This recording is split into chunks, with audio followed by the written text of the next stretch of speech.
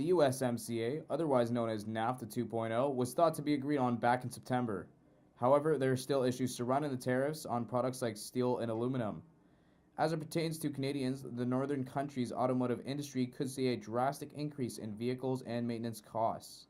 In the case that this occurs, auto shops like Mechaniq here in Oakville believe it will be a good opportunity for them and expect to see a rise in their business.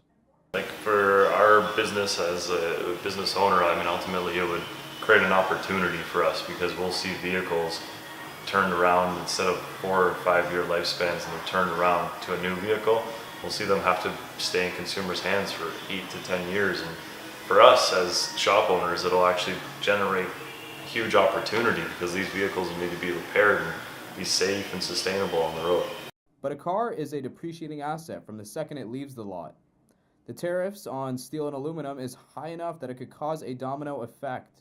If Canadians hold on to their current vehicles for a longer period of time, this could mean major decreases in sales for dealerships, like this Bud's Jaguar and Land Rover dealership located just a few miles away from Mechaniq.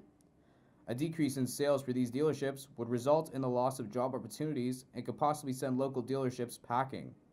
The raise in price of aluminum and steel and whatnot can have a pretty dramatic effect on how many units a year we sell. That's also got an effect on how much commission our salesmen can make on each car that they sell. But what factors besides the existing high tariffs could potentially deter Canadians from buying new cars?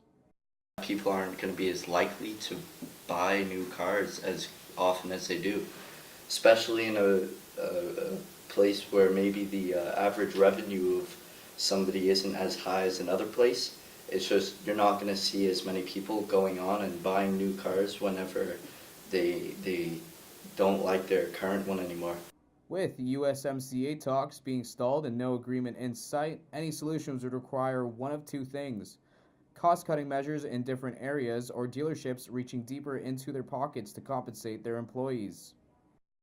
Higher prices of steel, it costs more to now import these cars in, and then therefore it's either going to cost more when you're buying the car, or we're going to have to keep the same margins and then pay the salesman and the workers less, and nobody's going to be happy with paying less or getting paid less, sorry. And so yeah, overall I just don't think that's going to be very positive. For the Sheridan Sun, I'm Manny Rao.